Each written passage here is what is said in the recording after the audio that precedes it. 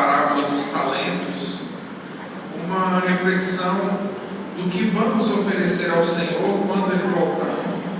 No Evangelho passado, na parábola das virgens previdentes e imprevidentes, nós falamos sobre essa vigilância, sobre estar preparado para a vinda do Senhor.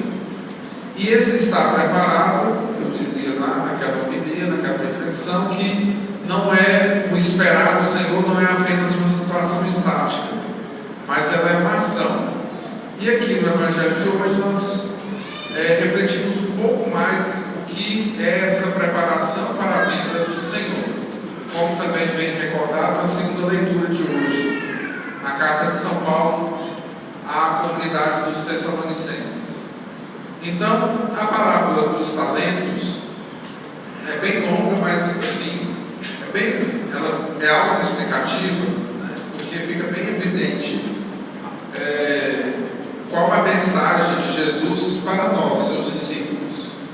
Alguns detalhes interessantes do texto, né? O patrão, logicamente, esse homem que saiu em viagem, o patrão é o próprio Senhor, né? Os empregados é cada um de nós, os servos do Senhor.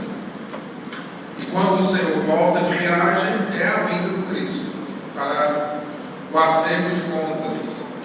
O Senhor que vem para julgar os vivos e os mortos. E nessa parábola é interessante que este homem, esse patrão, ele entrega de acordo com a capacidade de cada um. Então, a um ele entrega 5 talentos, a outro 2 talentos e a outro 1 talento. Então perceba que aqui não é um igualitarismo, é uma equidade, que é muito mais justo, né? A justiça, ela não deve ser igual, ela deve ser com equidade. Isso é a plenitude da justiça, porque muitas vezes igual não consegue ir ao encontro da necessidade de cada um, né? Então o Senhor entrega a cada um aquilo que era a capacidade de cada um. Então já perceba um detalhe no texto: certamente aquele que recebeu 1 talento, ele não tinha condições de receber mais talento, porque ele não conseguiria lucrar mais o mesmo número de talentos. Então por isso deu apenas 1 para ele. Era o que ele conseguia, a condição dele. Então é um detalhe do texto. E depois tem todo o relato, o que recebeu 5 e 2 talentos lucraram o dobro, né? E o que recebeu 1 enterrou o talento, né? Então o Senhor vem para acertar as contas com os seus empregados. E aos que dobraram os talentos, exercitaram os talentos, participaram da alegria do Senhor. Aquele que recebeu 1, ele foi jogado fora na escuridão, no lugar onde há choro e ranger de dentes, por ser um servo mau e preguiçoso. A mensagem deste evangelho para nós, como eu já disse, é bem evidente. O Senhor entregou a todos nós, conforme as nossas capacidades, os seus dons. E tudo que recebemos de Deus deve voltar para Ele. E deve voltar não da mesma maneira, mas a partir da nossa participação, do nosso exercício na vida. Então nós recebemos os dons de Cristo, mas nós devemos exercitá-los na nossa vida, enquanto passamos neste mundo. Mas a tentação, e o que muitas vezes podemos fazer em momentos da nossa vida, é enterrar estes dons e não colocar a serviço dos outros. Por isso a perversidade e a preguiça daquele servo. É um servo inútil, porque ele não exercitou os dons. E nós, prezados irmãos e irmãs, servos e servas do Cristo, temos que estar atentos se nós não estamos enterrando os nossos dons que o Senhor nos deu, que Ele confiou a nós. E por isso, evidentemente, qual o exemplo dessa parábola que nós devemos seguir? Aqueles que receberam 5 e 2 talentos.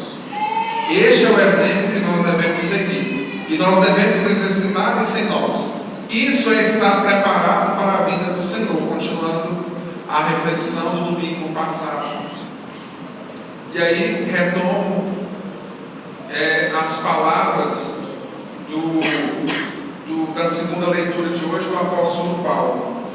Mas vós, meus irmãos, não estáis nas trevas, de modo que esse dia vos surpreenda como ladrão. Aqui é uma constatação interessante de São Paulo. Nós que somos filhos da luz, não deveríamos ter medo da vinda do Senhor.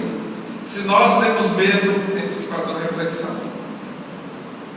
Quanto maior o pavor da vinda do Cristo, maior é a nossa situação de vida. Não está numa situação de corpo. Entendeu? Então é algo que nós temos que refletir. Se nós estamos de fato sendo filhos da luz ou filhos das trevas. Porque se nós estamos sendo filhos das trevas deste mundo, aí sim, o dia da vinda do Senhor vai nos surpreender. Agora, se nós nos comportamos mais como filhos da luz, aí sim, a vinda do Cristo não nos surpreende. Continua o apóstolo Paulo: todos vós sois filhos da luz e filhos do dia. Não somos da noite, nem das trevas. Nós não pertencemos a esse lugar, porque muitas vezes nós insistimos optar por este caminho das trevas, por meio das nossas atitudes. Portanto, não durmamos como os outros, mas sejamos vigilantes e sóbrios. Esse é o convite do apóstolo Paulo para nós. E como somos vigilantes e sóbrios? Exercitando os nossos dons em favor dos irmãos, do próximo. É assim que nós vamos trabalhando essa vigilância em nós. Vamos crescendo nesta preparação. Evidentemente, dentro de nós existe luz e trevas, luzes e trevas. Mas a escolha do que vai imperar na nossa vida, no nosso coração, é de cada um de nós. Então escolhamos o caminho da luz, que é o próprio Cristo.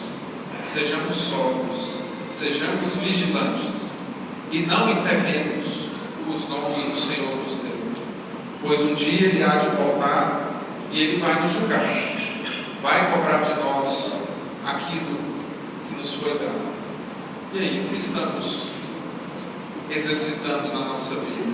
Como estamos vivenciando os dons que o Senhor nos deu? Que a Virgem Maria, Nossa Senhora de Lourdes, interceda por todos nós hoje e sempre. Amém.